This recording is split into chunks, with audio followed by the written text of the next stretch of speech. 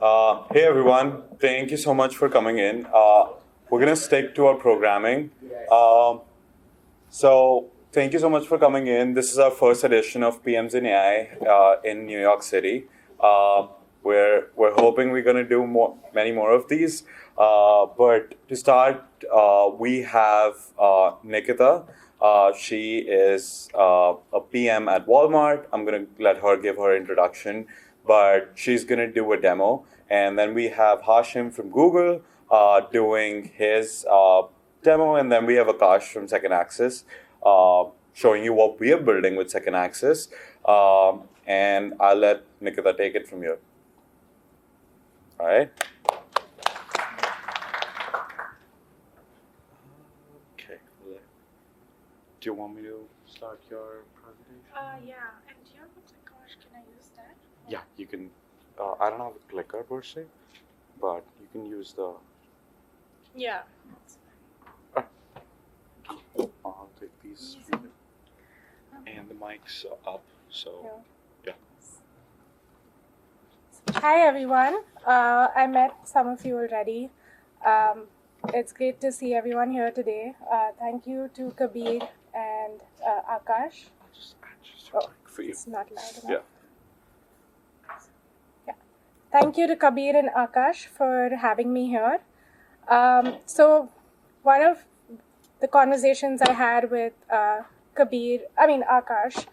was that, I'm pretty excited about this new AI PM era because I'll do my intro. So I'm an engineer turned consultant turned product manager. I have about 9 years of experience, first in software development, consulting, and then as a PM. And what I'm really trying to say is I'm a creative at heart. So one of the most exciting things that I like about all of my roles is that I got to build stuff. And that's why I'm so excited about this new AI era for PMs, because now I feel like we're empowered to be able to actually ship things pretty quickly. And so I've been tinkering around with various AI tools. In my job, I use it for data analysis. I use it for product strategy, for emails, even building this deck, because I found out yesterday. But I think the most exciting part is prototyping or vibe coding. So with that intro, I'll just share the agenda for my presentation. So I'll talk about, in my experience, what a traditional workflow has looked like for me as a PM, and how this has been disrupted now with AI. We'll go over a fictional use case of how I used AI to build a prototype within a few minutes, because I wasn't allowed to show my real-world example. And then I'll just show you my PRD, the replit prompt, and then the actual prototype. And then with that example, we'll see the real-world impact, and then what my key takeaways have been. I'll just pause to see if you guys have any questions, or else I'll just jump to the demo. No questions? Okay. So yeah, in my experience, especially at a large organization like Walmart, there's no shortage of ideas. So all PMs are empowered to, build something on the side, come up with new ideas, keep pitching PRDs. And what happens is there's a big funnel of ideas that come from customers or QA or from the PM or from competitive research. And then it's up to the PM to pick a few to prioritize. And then usually I would create this PRD, share it with my leaders or stakeholders. Once I get buy-in or alignment, I would get funding and resources for development. And what I've noticed is that the real challenge isn't the lack of ideas. It is getting that alignment. So a lot of ideas get turned to PRDs that never see the light of day because, they live in documents, slides, and then you share it with stakeholders. They interpret it differently. there's like so many iterations of reviews and cycles that at some point the momentum dies down and this idea never gets shipped. Which can be really frustrating for a PM because you have all these amazing ideas, you want to ship so much, but you're dependent on engineering resources, design resources, and stakeholder buy-in. So I feel like that's where I've seen the most benefit of AI is that idea to alignment to build. So as you can see, I feel like ideas are still coming in from the same traditional funnels, but now with the like AI flow, I'm able to shorten my product strategy, the stakeholder collaboration, and then get to my funding resources, and then get to shipping quickly.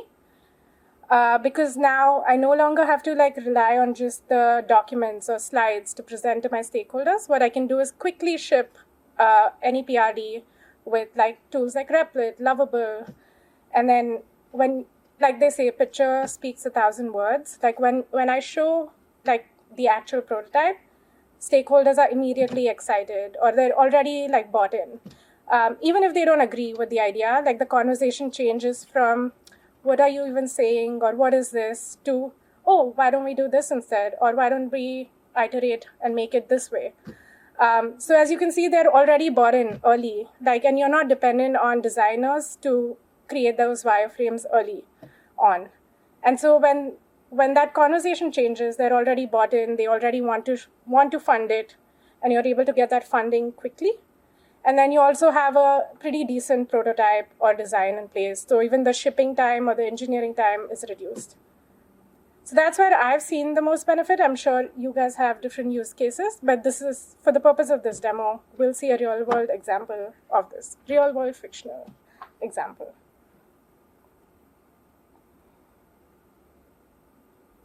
So imagine you're a PM at a tech-forward bank, and you are trying to improve a customer support dashboard.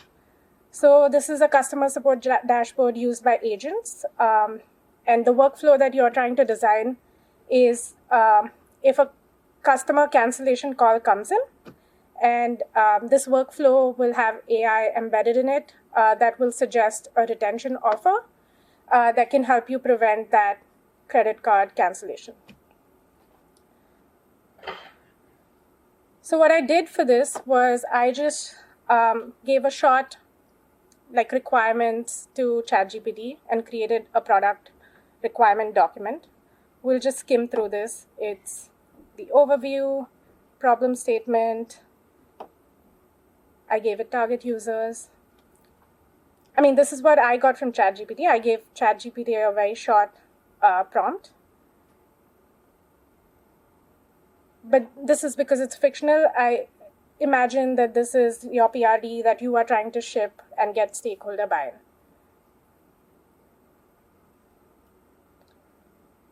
So with that PRD, what I did was I used Replit. I gave it like a pretty short prompt saying, use this PRD and build me a prototype.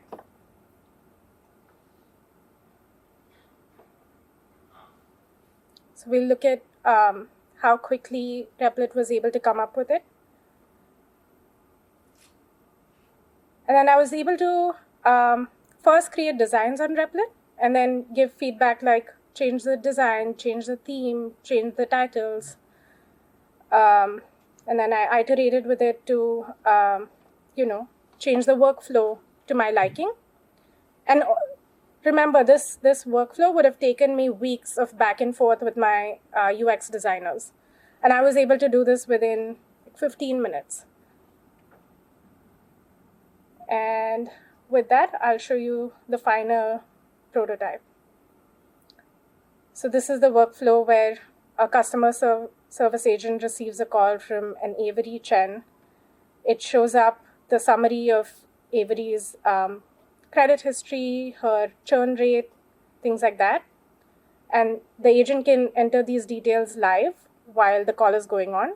So the call reason was cancellation reason was annual fee. The agent enters the notes about this call, And once the agent selects cancellation, this tool shows any retention offers that are specific to Avery, so customized for her based on her scores. This tool will also give like a script that you can see here to the agent to speak through as soon as like the customer selects a particular offer. So the agent can say, I understand the annual fee is pretty high. Why don't I give you a waiver for the next 12 months? So this is the option that they can choose and then accept the offer. So that's it. That was a quick demo of the prototype that typically I would have pitched using a deck or a PRD, but now I'm able to show this directly to my leaders. And what that means is now I can show them what I really mean, because previously there might have been misalignments, there might have been confusion, where now they have clarity, so they can give me very direct feedback. So the impact is threefold. One is impact for stakeholders, where they get quick alignment, they're also bought in early. Then impact for me as a PM, because I'm now not dependent on my designer engineers. I can also have better conversations with them. And I can use a lot of my time to iterate on this prototype as opposed to spending time writing detailed acceptance criteria for my engineers.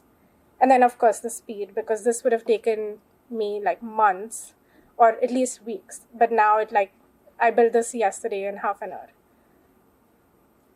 So I think the message that I'll leave you with is that you don't need to be an engineer to build anymore.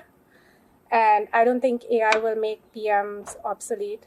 It actually will empower us to be more powerful.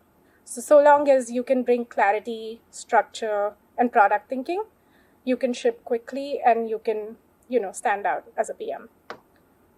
That's it. With that, I'll open the floor for any questions. And that's my LinkedIn if you'd like to stay connected. Yes.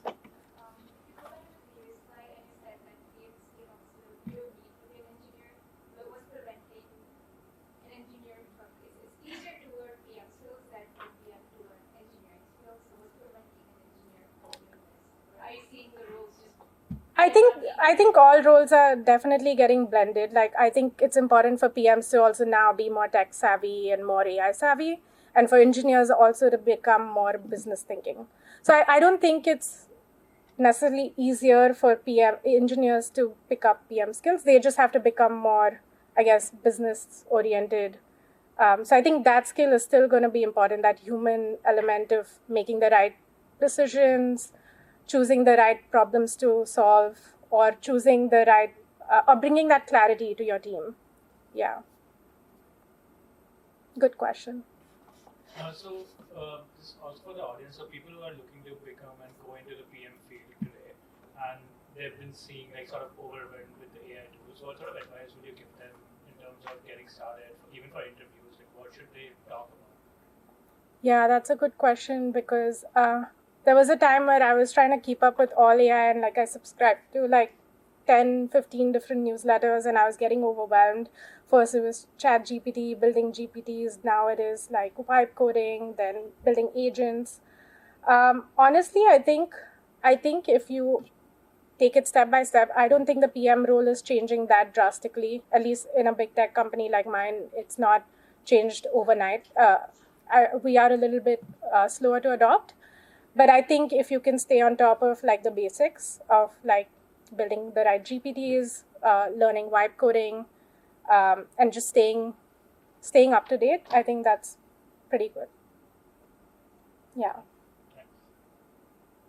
Any other questions? Okay.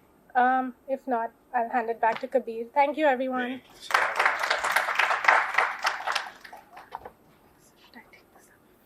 Thank you. I'll take it. Oh, that's yours. Yeah. All right. Thank you so much, Nikita, for giving us that amazing demo. Next, we have Hashim from Google. Please welcome him. Yeah, if I can connect. Okay. You see That works? Yeah, perfect. All right.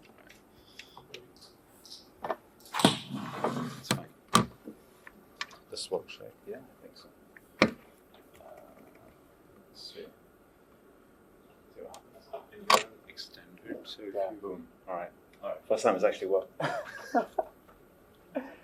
I've done this like 3 times today, and it's failed every time. I think it's fine. Yeah. Hi guys, my name is Hashim Sayed. I'm an AI go-to-market lead at Google Cloud. On a day-to-day basis, I help startups, so predominantly Series A companies, build and scale their businesses using Gemini. I think it's a super exciting time to be in the space. Before this, I've been across sort of big tech. I've been an unsuccessful founder with some little success of trying to build companies. And I think what Nikita was just saying, particularly around, how you, as a product manager, you can use AI to build UIs, UXs, prototypes, I think is like game changing for particularly non-technical people to be able to test how valuable is an idea. So today I want to talk a little bit about what is the future of work, and the reason I talk about this topic is I think I'm sitting in a really privileged position where I get to sit in between some of the fastest growing companies and some research that I think just continues to blow my mind. And the big question that everyone's sort of thinking about right now is, when I think of like the question that enterprise leaders and startup founders are thinking about, is that everyone knows that the adoption debate of AI is really over. And we're sort of, 88% of organizations are using AI. So it's just a token statement. But what people are, I think, really struggling with is how do you bring employees on the agentic transformation, right, internally, to really level up how employees can use AI in a safe and responsible way. And the second piece of that, I think, then goes to ROI. And, we just touched on agents, and everyone's like, building an agent, using an agent, playing around with agents, no code, full code, vibe coding agents. But I think one of the biggest questions still is like, what is the true return on investment of an agent, and how do you define that, right? Beyond just productivity hacks to real business outcomes and objectives. And the third thing then I think is, I don't know, did anyone read Matt Schumer's post yesterday on X? Yeah, okay, some people. I think the third big thing that's top of mind right now is really around workforce and culture of, we are a human first world. We are a human first, companies that we all set up when we set out to do things.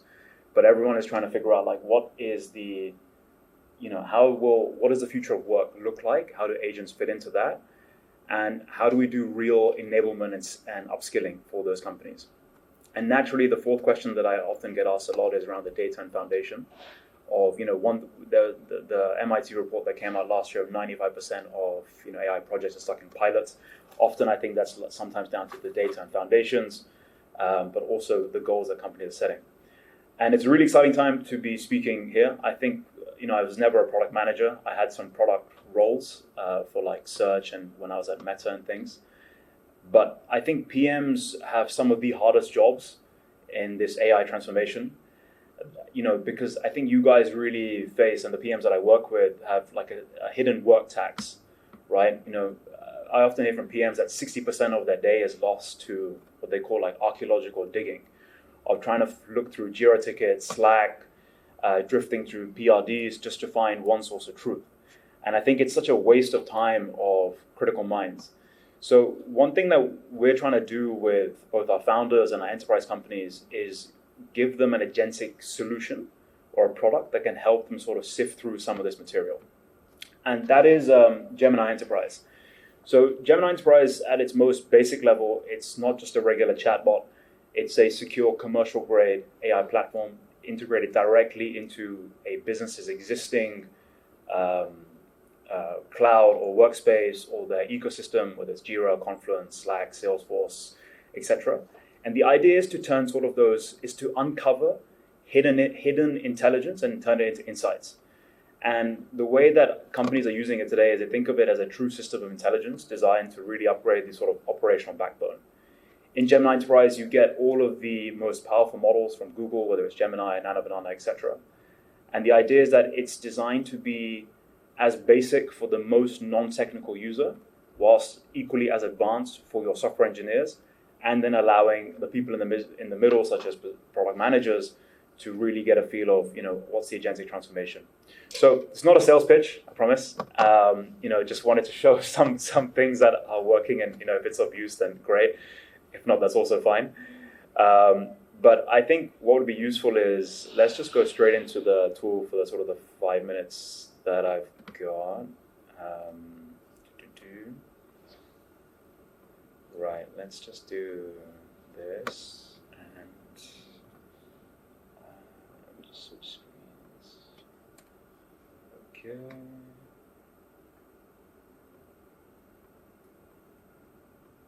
Just close that, yeah, and then just.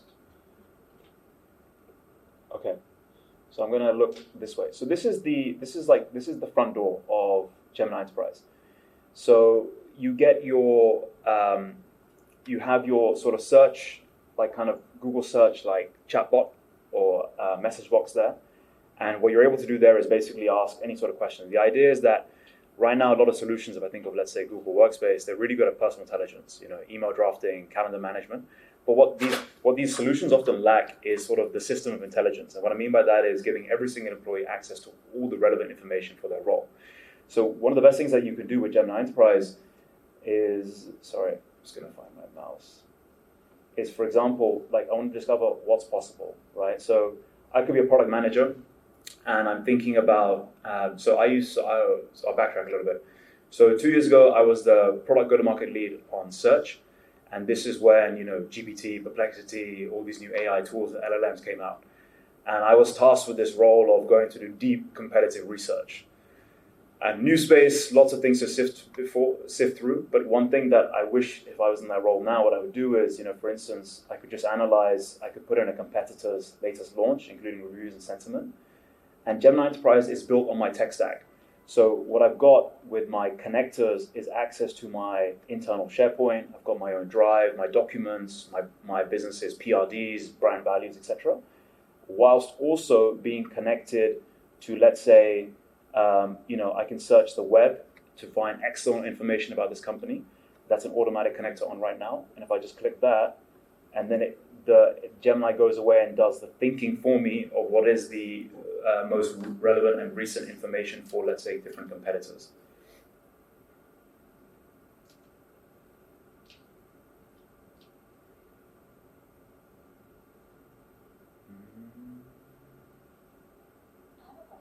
Yeah, go for it.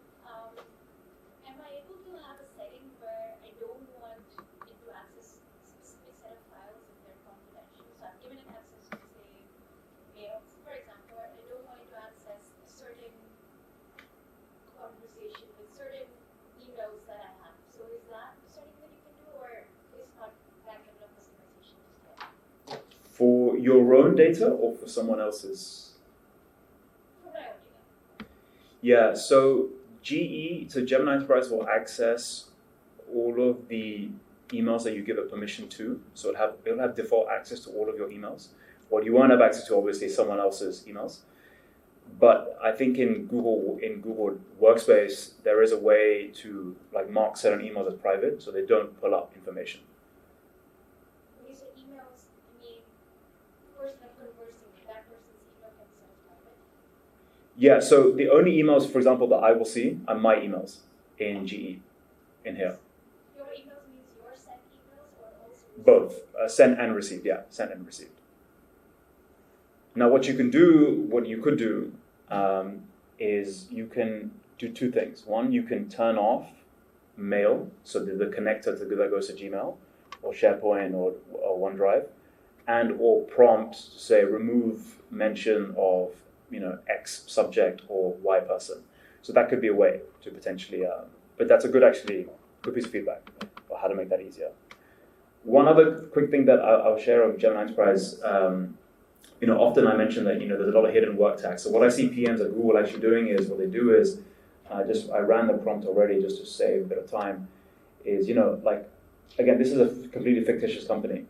But this is a prompt I ran. Summarize the latest status of API V3 project, check the most recent Slack threads for developer blockers, the last 2 Jira tickets for current status, and verify the launch in the conference roadmap. Because the connectors were all turned on here, and again, as a system administrator, you can decide the permissions relevant to each user ID, it's then able to go ahead and find all of that relevant information for me and then put that back in. So it pulled it out from Jira. There was some from Slack, And then if there's a case where like Confluence wasn't connected, so that's why Confluence didn't work for me. Then similarly, it might have a case where you want to prepare a one-pager to present back to leadership the same way they've used Gemini. You're able to do that in this. A really important thing I think what we're seeing where we have a lot of startup founders using Gemini Enterprise as opposed to I think a lot of public-facing tools is everything that customers or businesses do in Gemini Enterprise is indemnified. So it's your data, you own it. We don't use it, we don't train on it, etc. So you get that full copyright indemnification. Another quick thing which is really, I think, interesting in Gemini Enterprise is we have a lot of these agents out of the box. So where you can use existing agents, or you can build no-code agents through natural language, or you can deploy through A2A any custom agents that you build in third-party tools into Gemini Enterprise. And for product managers, what I'm seeing a lot at Google is when PMs build agents, they first are using it for their own workflows. Then when they discover that there's a team usage, they're actually able to share those agents for wider sort of adoption and usage. And if I just look at I made an agent somewhere here. Yeah, so actually I can do this. So I can make my own no-code agent right now through the agent designer. I'm just going to use one of the prompts just to make it easy. So create an agent that summarizes my emails for the last day. But I could do something that gets different of Q&A or around Jira, like summarizing Jira tickets or whatever I would like to do. I submit that. It goes ahead and thinks.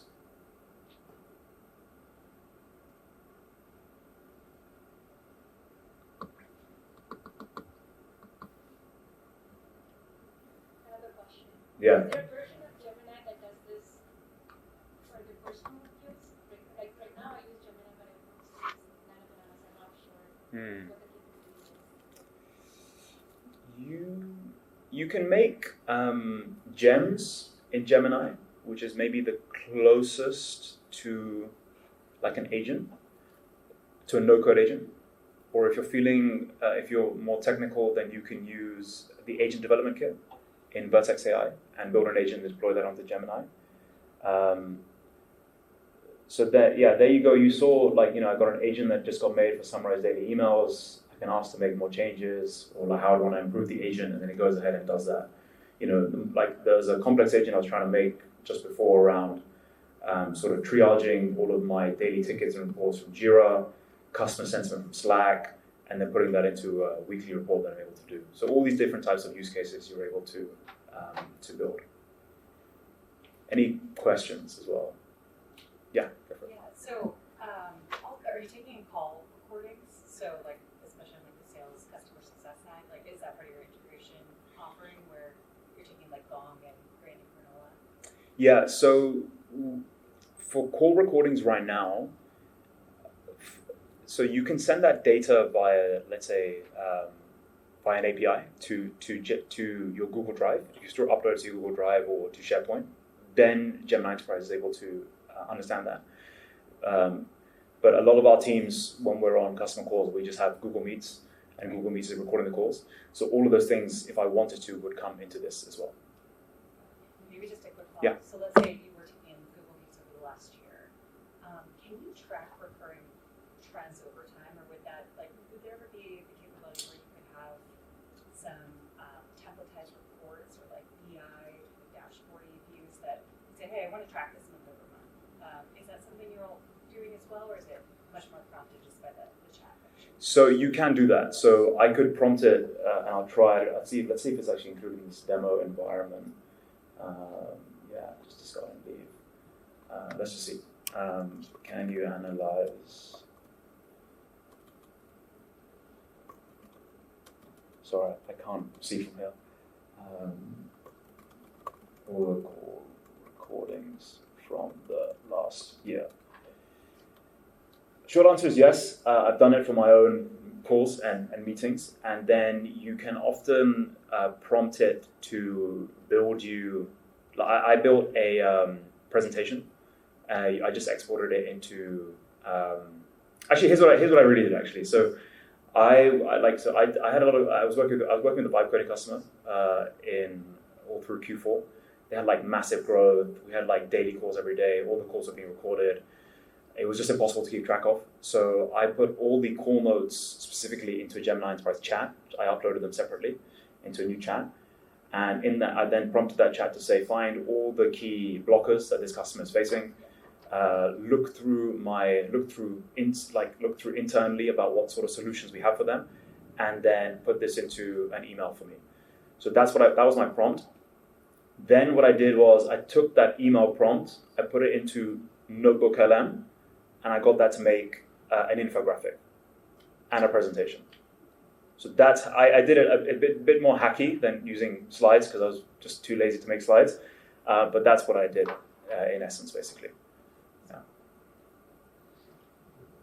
The extra step of you copying it in, I think if you didn't have that extra step where you had to copy it in separately, if there was a way to automate that brought that from those notes to that step, that would have been a big jump for a lot of people. Because you copying and pasting, there could be manual error between the two, which happens a lot. And then making sure you've got, and that's a mini project just to copy those notes, consolidate, and then drop them back in. Yeah, I think. Wait for it to automatically do that. So you can export to Google Slides. But again, I think you were talking about like using Nana Banana. Like when you export to Google Slides will create that presentation for you. But I've just personally found that the slides produced out of Notebook LM are just better. It's one of my favorite tools where I can just dump information, or like I put in some podcasts and I want to learn about it in a more immersive way, and I just put it into Notebook LM and just click. And you have Notebook LM actually integrated into GE, into Gemini Enterprise. So for instance, this is just about the fictitious company, NeuroVibe AI. It's a data solutions company for business. I can click, so I could do like a report. I might make just a briefing doc at this point, or a video overview, an audio overview. So those types of things you're able to make as well. I have a question. Yeah. So how is Google thinking about the future for PM work? Like I know coders have always had this idea where they just go in and spend their day and do their work. I think that for PMs, chat is not the interface they're going to live in, right? Even in 5 years, it's not going to be a chatbot. How is Google thinking about making these workspaces instead of these chatbot interfaces? Yeah, it's a great question. So how are we thinking about sort of the future for PMs? I think, like I said at the start, I think a lot of my customer calls I have PMs join to get that feedback from clients, particularly around new model launches, new features, new roadmaps. And I think the challenge then for PMs is when you have thousands of customers you have to manage, to sift through that feedback and figure out what's important. What I see them doing is actually talking to the data. So similarly, they would often upload all of the call transcripts and all of the PRDs, and for that PM, they would have access to all of the internal documents that get shared, and they just talk to it. So one thing, I don't know if you guys saw, I think voice is going to be one of the biggest unlocks this year. They would just, I don't know why it's not showing up. There's normally a voice icon here where they just start talking to data and just start interrogating it that way. One thing we're trying to do as well is PMs often dog food a lot of the products before they come to the sales teams or to customers, to get that real-time feedback from them as well.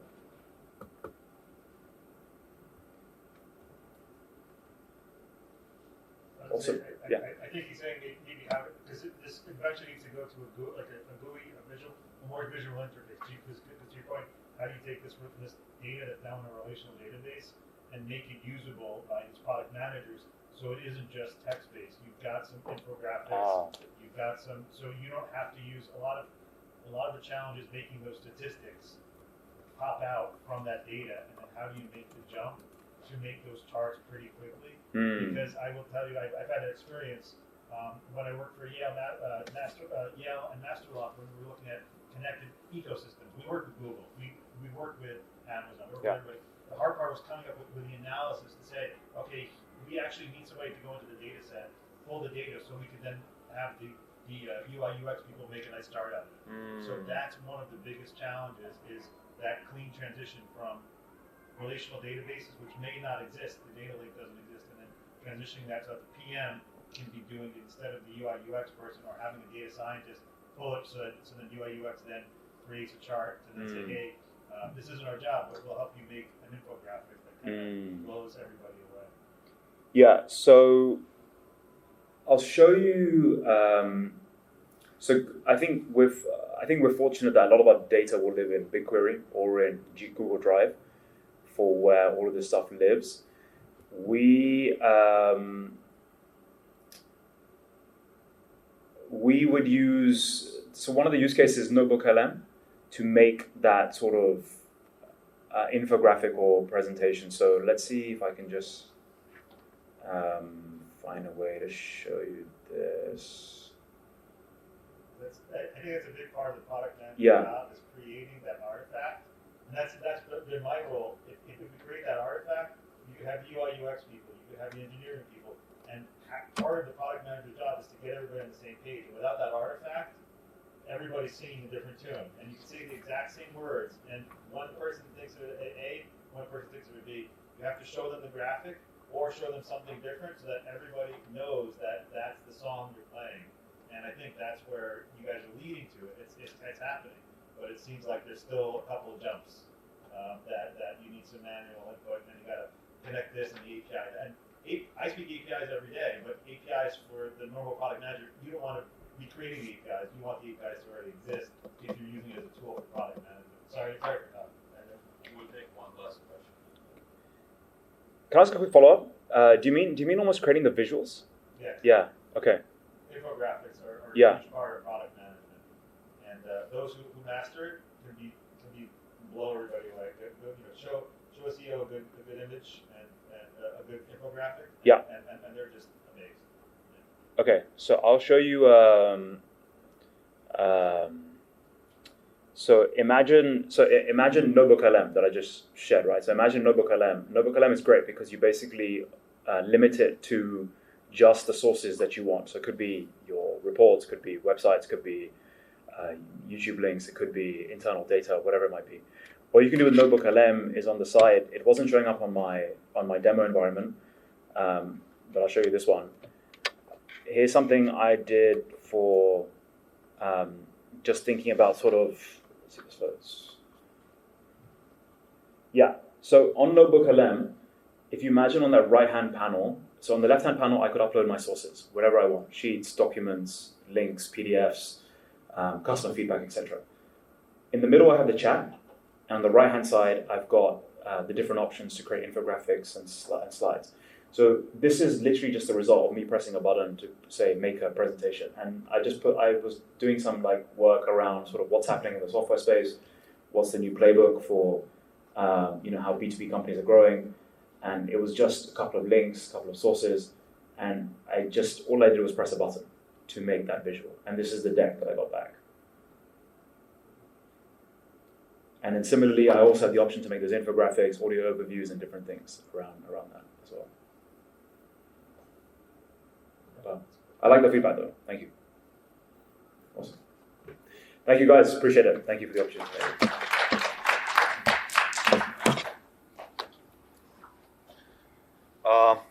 Thank you, Ashim, for that demo and telling us more about Gemini. Next up, we have Akash from Second Axis. He's going to show you what we're building for product managers. Let's say this. Okay, cool. Thanks, Kabir. I think this mic was off the entire time, maybe. All right. Thanks, everyone, for showing up. I'm going to demo Second Axis. Second Axis, we are building an operating system for product managers, and I promise this is not going to go in any graveyard. So, unlike some other companies, sorry to take a hit on it, Google. But, okay, so the core hypothesis of what we are building is bringing a lot of these contexts and tools in one place. And I know PMs are juggling between 50 tabs open at once, gathering your sales calls, your analytics data, making sense of it, making PRDs, prototype, etc. So what we're trying to do is build this Copilot and IC for PM that they can think through and talk about, what features to build and give you proactive insights by gathering all these different data sources. So let me start with our homepage. We call it Command Center. It's where you come and you can ask or ideate through any sort of features that you want to build. So what I'm going to do today is I'm asking it to go read my user calls. So let's say I use Fireflies to record all my meetings, and I also use PostHog where I basically log all my apps telemetry. You can use Mixpanel, Amplitude, all sort of these apps. And I'm asking, what are people asking and what should I build using all these tools? Just go and look at all of them and create a short PRD for me. And what it does is it sort of does this deep research. It also has context of your code base and all the technical context you need. And it can come up with a few feature suggestions that you should prioritize right now. As you can see, it's doing some of the tool calls. It's going to go read my Fireflies meeting. It also has its memory. So if you want it to behave in a certain way, you have a certain way of writing a PRD, you can just ask it and tell it, from next time, just say this. It's going to follow that order. And like as you see, it read PostHog and gave me like one feature that a lot of people were asking about, which I also talked about in the beginning, is sort of cross-tool synchronization. And I've been talking to about 400 PMs, and it can go read all these meetings and sort of pull up these artifact for you. So we'll give it a second, and you'll see on the left side of this window, it opens a PRD that it created for you. You can obviously use the chat to keep on iterating on it. You can insert flowcharts in it if you want, sort of infographics, and just play around as long, until you're satisfied. And if you are, what you can do is you do allow chat. And this is not another document that is lost in chat. We have a folder structure. It gets saved. You can share across teams and you can talk through it and all of that. Another aspect that I've been hearing a lot from PM is, making slides. Something that you have to do to sort of present any information to your stakeholders. You can use, again, the same interface and just ask it to, based on all this data, create me a quick presentation that I can show to my CEOs. This could be your daily stand-ups.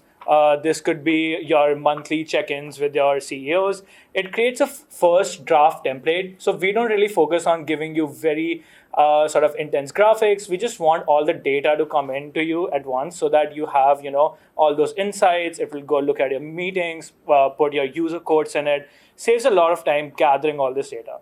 You can, of course, download this and edit in PowerPoint and sort of, work through it.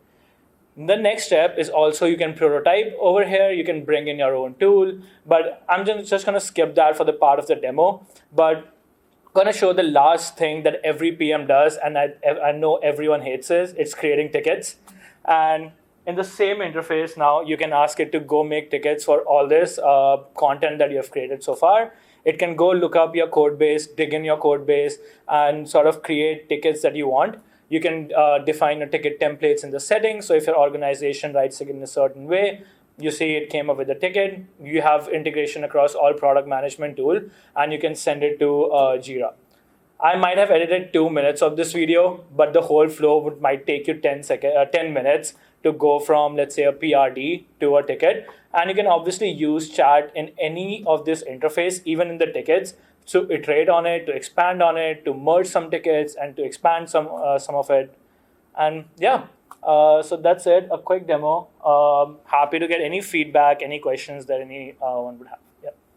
Why do I need a PM to operate the software? Why do I build an agent on it and act, let it go crazy as my PM?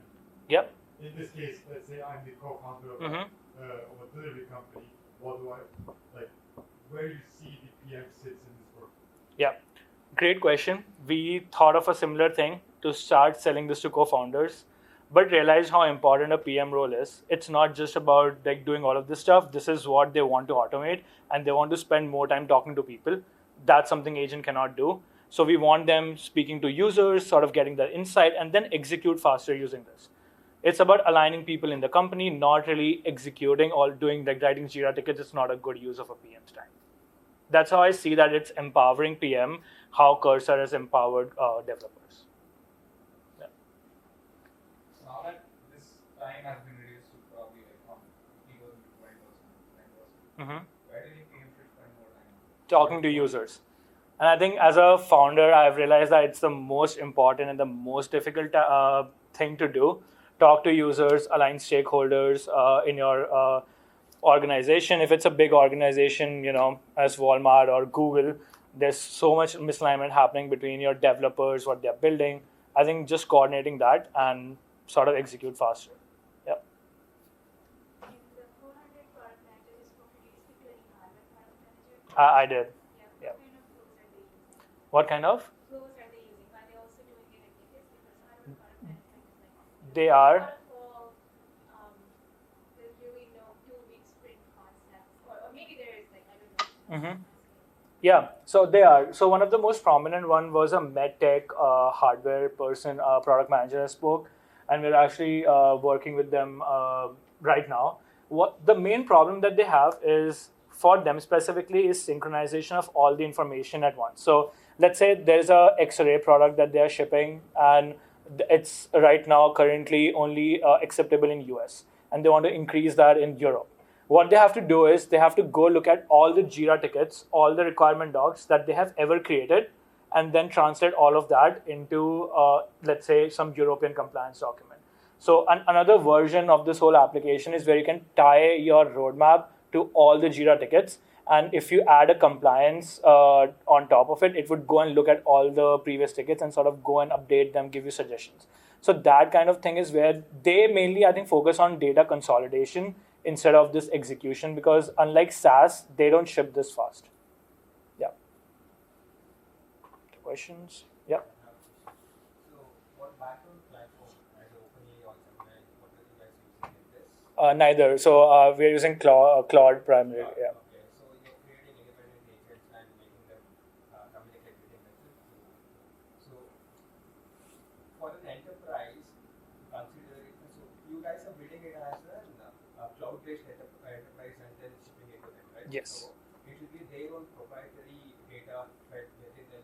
How do you guys manage what data stops within themselves and what data you get back? How do you do that? Okay, I mean, so there are two cases. I think we don't have the partial control. So if someone wants to have the full control of their data, we can just deploy it on their cloud and use their API key, so we don't get anything. And that's something we can do. But if they choose to do the cloud service, we are working towards SOC 2. That's going to happen probably next month, early next month. So we are taking care of all the security on that side. But I would say we are right now focusing on about companies 50, like startups to about 600-700 people right now. So you guys manage the system maintenance of the thing. Yeah. What is the format of data storage that you are taking, whether it's cloud or something? How does the transformation from their independence and your system management happen? Is a question about security? It's kind of security, but at the same time, how does that transition happen? Transition of... How do you set it up for them, whether it will be... Oh, okay. Yeah. So basically, how do we set up is they can come in our app, and there's an integration section. They just connect all the tools that I mentioned. So for PM, we have basically divided this into 4 main buckets. One is your user conversations, where you're talking to users using any note-taking app. Second is your telemetry. So whatever post hoc amplitude you're using, then your code base, and then your documentation. So those 4 major chunks, like big buckets, you can connect your tools, and we then pull data from that tool whenever you request through the chat, and we then basically store it.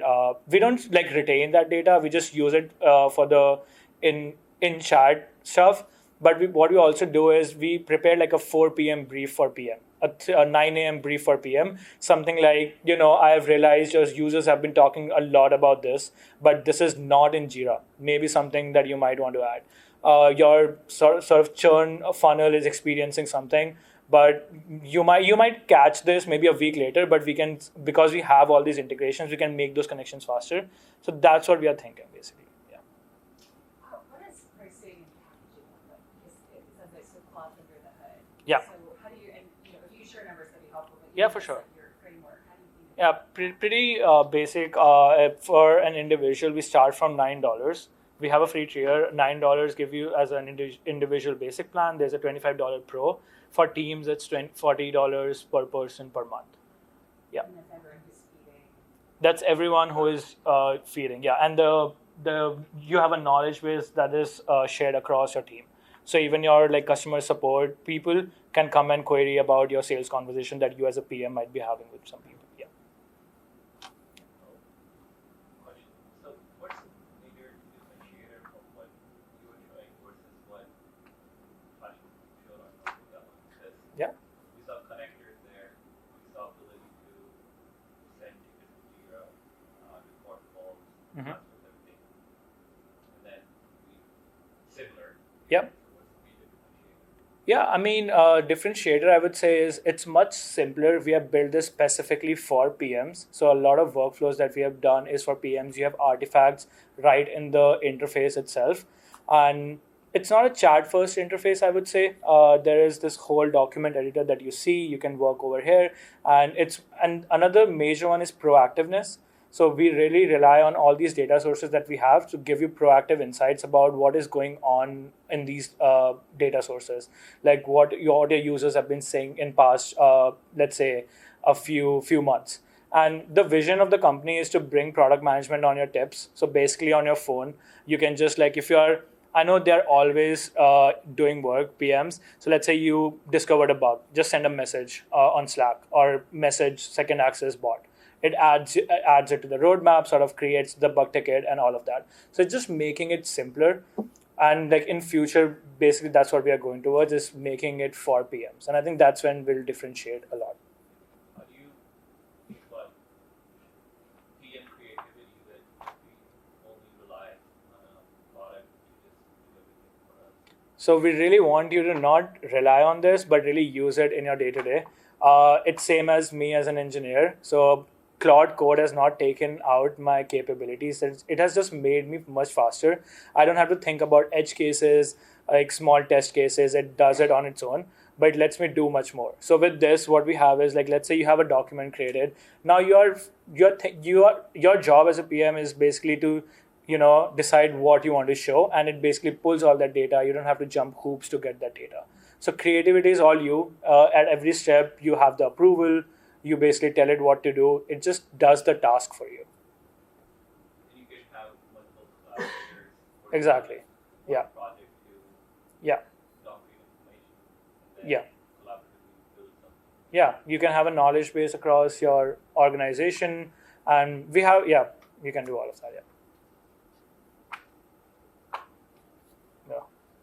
What's been the most surprising thing that you've discovered about PMs? It's hard to sell to them. I've heard that a lot, but we are getting there. I think but that's what I would say. Maybe a nice follow-up to that, like how are you talking about success metrics? So when you're like quantifying, hey, it's Yeah. worth your investment in this, like, are you talking about revenue, Mhm. time savings? Yeah. For a PM perspective, how less time they would spend on the app. I think that's a success metric, is like the insights that we are giving them, proactive insights. Those should be really actionable. You come in, you see a PRD, and you think it's really crisp, create tickets, send it to Jira. So however much less time you are spending and how many actions are you doing through the app. So I think that's what we are tracking. Yeah. Does it have any, because I know you mentioned that it's being a product manager, a big part of it can be talking to our customers. Mhm. Prioritizing tickets is also a critical part, and sizing tickets before they come in. How big are tickets? How Yeah. big are things? So, does this have functionality for sizing and Yes. prioritizing? Yep. How does it kind of do that? So two ways. Actually, yeah. So one, you can define your own agent in the background here as well. So let's say you have a certain criteria about what is a high priority, what is a low priority in your mind as a PM. You can define that, and it would by default take that for you. But if you think that you want to chat through it, you can just open this chat button that you see over here on top right, and you can ask it to pull all that data and give you that prioritization as well. So it can edit all of this stuff, create more stuff in the ticket, combine a few tickets. Yeah. If that answers your question. Other questions? Okay. Thank you, everyone. Thank you. Great. I just have a few quick things to say before we open it up for networking. What's happening next in PMs in AI? We're doing a few events throughout the country. We have the next one in Boston, There's one in SF, so if you're around there. The one after that is in Boston again, and we're doing a hackathon in New York City for product managers. A show of hands, how many of you would be interested in something like a hackathon for PMs, like just building stuff around? What? Maybe. I mean, we were talking to Google about sponsoring it, so maybe they're a surprise. But yeah, so we're doing that. You can scan the QR code. I'm going to leave it up for the entirety of the event now. It has all the links you'd want. And thank you so much for coming in. All right.